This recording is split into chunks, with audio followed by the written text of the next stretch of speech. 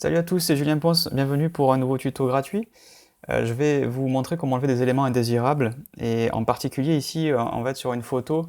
C'est une photo que j'ai publiée sur ma page Facebook, une photo de vacances tout simplement, c'est un peu la saison là, j'enregistre le 23 août et j'ai posté cette photo en rigolant en disant j'ai de quoi faire plein de tutos gommage de touristes. Et en réalité, j'ai eu quelques commentaires qui me disaient bon, en fait, j'aimerais bien savoir comment tu ferais pour enlever des touristes sur une photo. Du coup, je me suis dit, ben, je vais vous faire un tuto gratuit. Vous allez voir qu'il y a certaines choses qui sont possibles, d'autres non. Donc, cette photo, elle est disponible au format CR2.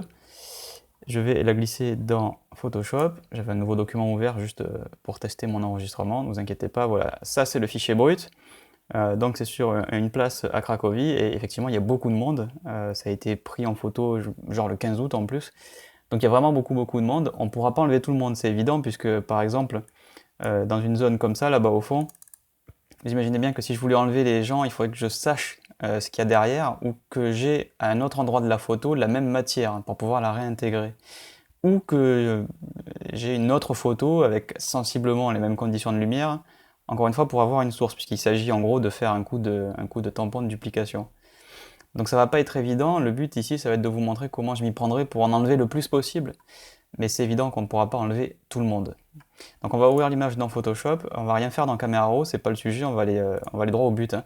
On va aller directement retoucher l'image dans Photoshop, je vais fermer l'autre image qui n'a rien à faire là, l'arrière-plan je le déverrouille, et je vais créer tout de suite un nouveau calque. Alors on a deux solutions pour commencer à travailler, enfin deux solutions, on a plusieurs solutions, puisqu'on a plusieurs outils en fait pour faire ce genre de choses dans Photoshop. Alors la plus bête, ce serait d'utiliser le contenu pris en compte, qui est capable d'analyser les alentours d'une zone qu'on lui donne pour trouver une texture et la réintégrer. Et c'est Photoshop qui va décider si ça y ressemble ou pas. Sur une image comme ça va vraiment être très dur parce que certes, vous avez une texture qui se répète, comme le sol, mais il y a plein d'éléments perturbateurs qui vont rendre la tâche assez compliquée à Photoshop. On va essayer d'isoler certains éléments, par exemple cette personne ici, on va prendre un lasso, ne serait-ce que l'ombre déjà aussi, ça va peut-être pas être évident pour Photoshop. Essayez de vous concentrer sur cette sélection. Alors j'ai un contour progressif très prononcé, donc on va l'enlever et on va refaire notre sélection. Donc si vous vous concentrez sur cette zone, vous remarquez que pour Photoshop, ce qui est facile d'imaginer, c'est la texture ici qui se répète. Mais à partir de là, il n'y a rien qui se répète, c'est une texture unique en fait. Donc il va être probablement assez facile pour Photoshop de cloner la partie basse de la personne en intégrant du pavé et du sol, mais là-bas derrière, il va cloner des éléments ici pour répéter ce qu'il y a là derrière. Ce qui, une fois réassemblé, va donner quelque chose d'assez bizarre. On va quand même réessayer. Donc vu que je suis sur un nouveau calque ici, je ne peux pas faire édition, remplir et aller chercher le contenu pris en compte. Ce que je peux faire par contre, c'est enlever ma sélection, prendre J, le raccourci du temps direct, enfin du temps direct, pardon, du correcteur localisé, et de dire échantillonner tous les calques, contenu pris en compte. Donc même si je peins sur ce calque-là qui est vide, il va en fait échantillonner tout ce qu'il y a à l'écran, c'est-à-dire en gros le calque du dessous. Donc on va faire sensiblement ce qu'on avait dans notre sélection, sauf qu'on va le peindre, et on va lui dire voilà, essaye de trouver, de nous enlever ce truc-là. Et vous voyez que, comme je vous l'ai dit, au niveau du sol, c'est pas trop mal, c'est pas génial, mais c'est pas trop mal, il a réussi à réintégrer le sol, mais là-bas derrière, il fait un peu n'importe quoi. Donc avec le correcteur et le contenu pris en compte, ça marche à condition qu'on puisse avoir de la matière autour et de la matière qui ne serait pas perturbée par une matière en plus. Donc là, vous voyez par exemple ici, on va y arriver. Le problème, c'est qu'on a tendance à changer la texture du sol. Si vous connaissez cette place par cœur avec les motifs du sol, ça peut être embêtant parce que là, par exemple, j'ai cassé en fait le motif et même si de loin, clairement, ça pourrait passer, on se rend compte qu'il y a quand même un truc qui manque. Donc après, il faudra aussi décider de jusqu'à quel point vous voulez enlever des choses sur votre photo. L'autre solution, ce serait d'utiliser le tampon. Alors ça demanderait beaucoup plus de travail, mais c'est probablement la meilleure façon d'avoir un bon résultat. Par exemple, on va prendre tampon de duplication, raccourci F, on va lui dire échantillonner actif et inférieur, et on va donner une texture avec Alt.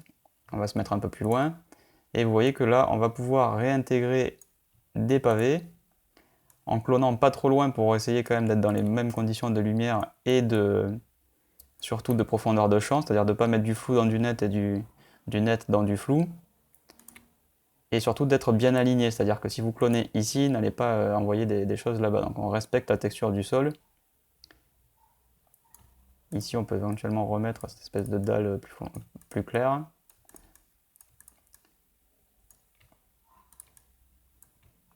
Et alors là-bas, par contre, c'est pas évident parce qu'il y a une espèce je sais pas ce que c'est, une sorte de plaque probablement pour l'accès à ce qui est en dessous des pavés. Mais bon, on y viendra plus tard.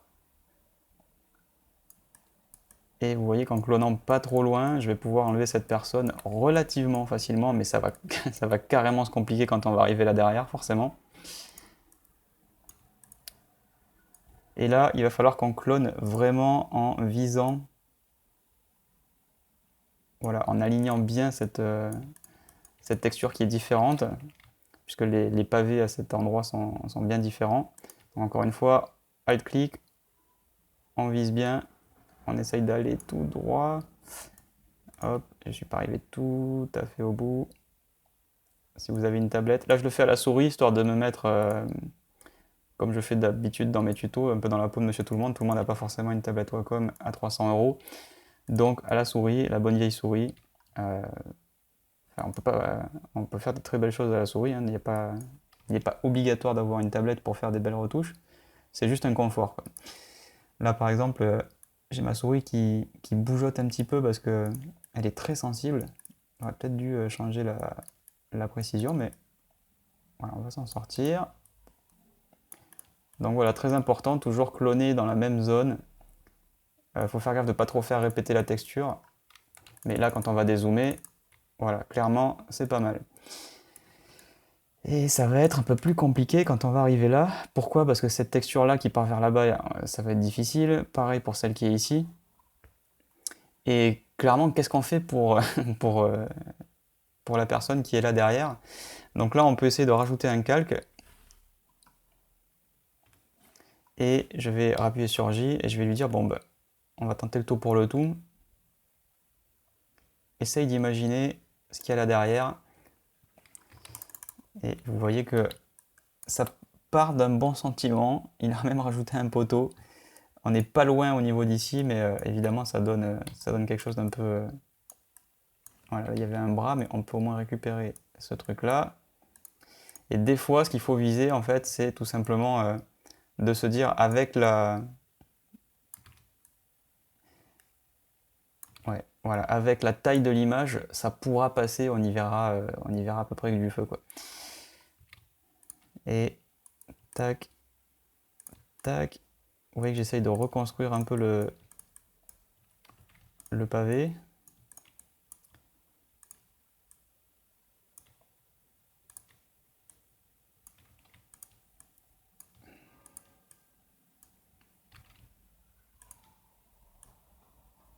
Voilà, tac.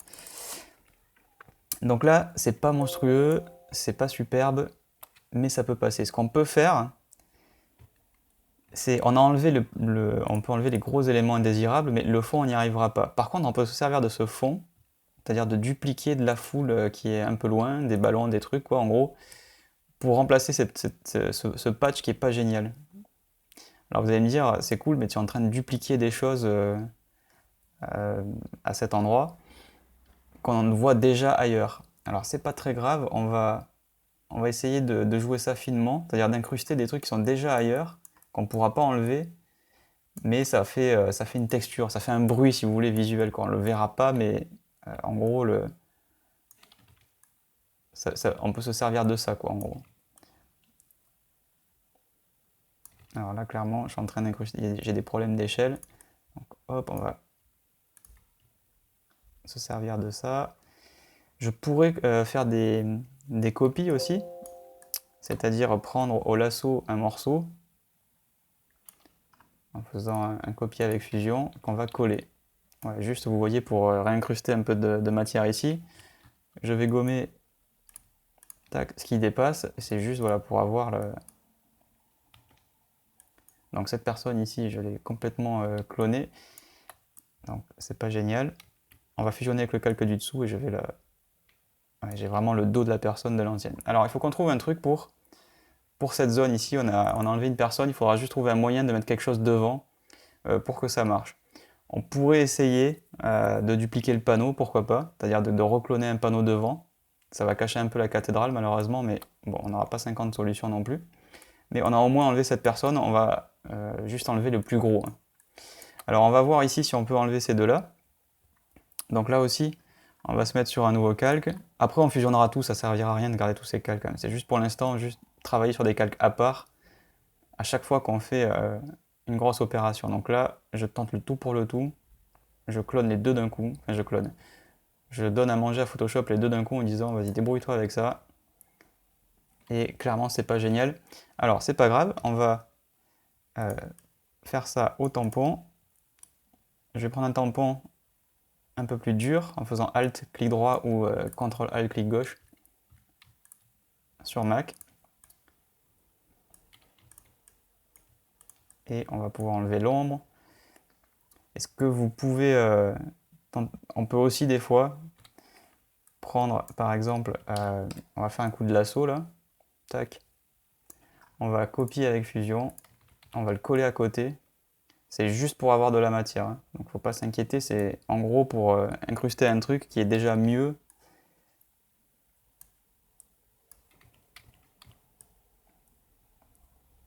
Voilà, on a dupliqué la flaque, etc. Mais c'est juste pour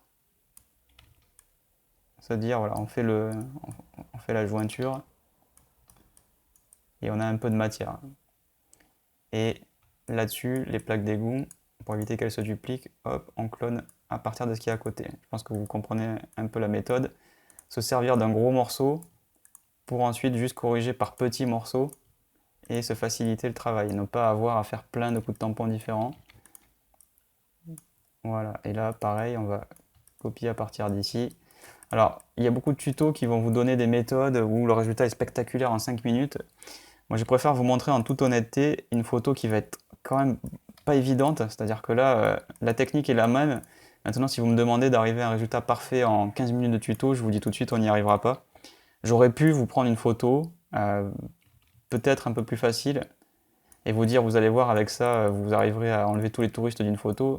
Je préfère vous montrer un truc qui est vraiment pas évident et rester réaliste en fait. C'est-à-dire, il y a quand même des fois où c'est pas possible, qu'on peut pas tout enlever et on peut pas. Et si on peut tout enlever, on peut pas le faire facilement et en 2 minutes. Voilà, ça demande toujours un peu de travail. Peut-être qu'une intelligence artificielle un jour ici nous fera cette retouche en 2 minutes, mais franchement pour l'instant on n'y est pas encore. Donc faut se donner un peu plus de mal. Donc là pareil, si on passe un peu plus de temps, vous voyez que il y a encore ils sont encore là tous les deux, mais on a fait une grosse partie en bas. Il faudrait faire gaffe de bien aligner. Là ici j'ai une petite saute. Mais en 3 minutes on a fait là aussi le plus gros. Elle aussi elle serait facile à faire comme ça. Par contre qu'est-ce qui se passe pour cet endroit? Alors là j'ai pas trop la réponse pour les zones comme ça où un élément au premier plan cache un truc à l'arrière-plan et on n'a pas d'autres endroits, on n'a pas d'autres zones dans l'image pour imaginer ce que ça pourrait être. Des fois ce qui marche assez bien, je vais vous montrer, je vais vous montrer un truc qui est un peu, qui est, comment dire, c'est pas très, c'est pas vraiment une méthode que je conseillerais pour faire du photoréalisme, mais vous pouvez prendre une zone qui correspond et faire un duplicata, surtout pour des trucs comme ça, des places où il y a des motifs des trucs qui se répètent. Et vous voyez que par exemple au niveau de la chaîne, ici au niveau du banc, on peut trouver un moyen. Alors vous allez me dire, bon, il y a déjà des gens qui sont assis et tout, alors certes, mais on va se débrouiller pour, euh, pour que ça marche à peu près. On va mettre ça comme ça. On va évidemment cacher avec la gomme la façade de l'autre côté. On va essayer de faire comme si les parasols se rejoignaient. Vous voyez que là ça marche presque déjà. Hop, au niveau de la chaîne, le petit bout pour que ça se rejoigne. Le banc, le petit bout pour que ça se rejoigne. Pareil pour la texture du sol. Vous voyez, il ne faut pas grand chose. Vers là-bas, on va faire arrêter là au niveau de la poubelle. Et il reste le problème des gens qui ont à peu près qui ont la même couleur de t-shirt. Et là, astuce, ce qu'on peut faire, c'est faire un lasso. C'est vraiment du bricolage, hein. Je pense que je vous avais prévenu. Et si on fait un CTRL U là-dessus, voilà, on va pouvoir changer la couleur des vêtements. Alors le mieux ce serait de le faire quand même directement. C'est-à-dire on va viser ce monsieur et on va dire avec CTRL U, on va prendre le doigt ici, on va lui dire vise-moi le masque en fait. Donc là il a pris la saturation, mais il m'a créé un masque qui correspond à ce que je veux, c'est-à-dire au bleu. Et au lieu de faire varier la saturation, dont on se fiche, on va faire varier la teinte. Et comme ça, on lui change la couleur de son t-shirt, qu'on va désaturer au passage. Et on peut faire la même chose sur lui, par exemple. On peut dire, on sélectionne ce qui a rouge, parce que c'est là-dessus, c'est ça qui fait qu'on le remarque en fait. On fait CTRL U, même pas besoin de faire un calque de réglage, hein, on fait ça, on clique et on glisse. Alors par défaut, ça fait glisser la saturation, mais c'est juste, je me sers de cette cible pour qu'il me trouve un masque de la couleur. Donc encore une fois, la saturation, je m'en fiche, mais il m'a trouvé le rouge que je voulais pour le changer, hop, là-haut sur la teinte. Pareil, lui aussi, on va lui mettre un t-shirt un petit peu bleu foncé, désaturé, sorte de gris bleu. Voilà. Et encore une fois, vous publiez la photo comme ça, à cette taille, parce qu'il faut bien se rendre compte que, certes, cette photo issue du 6D, elle est à cette taille-là, donc elle est très très grosse. Vous la publierez jamais à cette taille-là. Si vous publiez ça sur Facebook, allez, elle va sortir comme ça, peut-être même comme ça sur un flux. Là, je suis sur une résolution en Full HD. Allez, on va dire comme ça. Euh, Clairement, là, vous voyez pas qu'il y a des gens qui sont assis avec des trucs un peu semblables, quoi. Clairement, vous le voyez pas, quoi. Donc là, il faudra faire un petit effort là-dessus, mais vous voyez que déjà, par rapport à la photo d'origine, on peut bricoler et arriver à retrouver de la matière. Avec la même méthode, alors je vais pas tout faire parce que je vais me répéter là, mais avec cette méthode-là, je pense qu'on pourrait enlever assez facilement cette personne ici. Attendez, je vais grossir un petit peu mon crayon. Donc on pourrait enlever celle-là, on pourrait enlever lui et recréer des petits trucs derrière qui font genre il y a du monde, mais en fait on ne le voit pas vraiment. Eux deux là, sans problème, parce qu'il y a de la matière tout autour là. Vous voyez ici il y a de la matière de pavé, donc ça pourrait marcher. Ceux-là pareil avec la même méthode, en reclonant un bout d'arbre et de parasol derrière, et on a toute la matière qu'on veut ici au niveau du pavé. Là vraiment tout ça là, il y a du pavé, donc c'est cool. Et eux, sur le côté, on peut, pourquoi? Parce qu'il y a de la matière avec le parasol et les fleurs, et c'est des trucs qui se répètent. Ça se répète dans la perspective, mais ça se répète. Donc on peut réimaginer ce qu'il y aurait là derrière. Déjà la photo avec tous ces trucs-là en moins, peut-être même les deux jeunes filles qui sont là, peut-être même lui, euh, même ordre d'idée, peut-être eux, assez facilement, je pense. Pareil, il y a du pavé autour. Voilà. Après, enlever tous les gens qui sont au fond, je pense que ce ne sera pas possible. Mais déjà, ça, c'est, je pense, avec allez, 20-30 minutes, je pourrais le faire, en me donnant un peu plus de mal, en allant un peu plus dans la précision, en corrigeant les petits décalages aussi que j'ai fait là, que j'ai laissé. Mais je pense que vous avez compris le système. En gros, donner à manger à Photoshop avec le contenu pris en compte pour voir en gros s'il peut s'en dépatouiller tout seul. Là, c'est quand même difficile. Et ensuite, vous affinez au tampon en prenant des zones au même niveau. Et quand vous pouvez vraiment pas recréer au tampon ce qu'il y a derrière, vous copiez un truc qui est de l'autre côté, surtout si vous avez la chance comme ça d'avoir des places où les motifs architecturaux sont assez symétriques et les choses sont d'un côté et de l'autre. Vous copiez, vous le tournez, ça vous fait une symétrie, et ensuite vous changez les couleurs de certains trucs pour pas qu'on remarque que ça a été dupliqué en fait.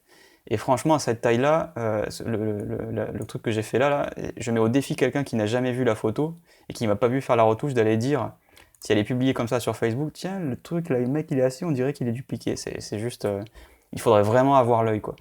Alors que l'essentiel, c'est qu'on remarque que la place est quand même un peu plus nettoyée et on peut se concentrer sur ce qui est intéressant, à savoir évidemment ce plan-là avec les éléments architecturaux et le ciel, quoi. D'ailleurs, il faudrait probablement la recadrer cette image pour enlever un petit peu de matière, notamment au niveau du sol, le premier plan qui n'est pas très intéressant, c'est-à-dire tout ça ici, là, on peut l'enlever.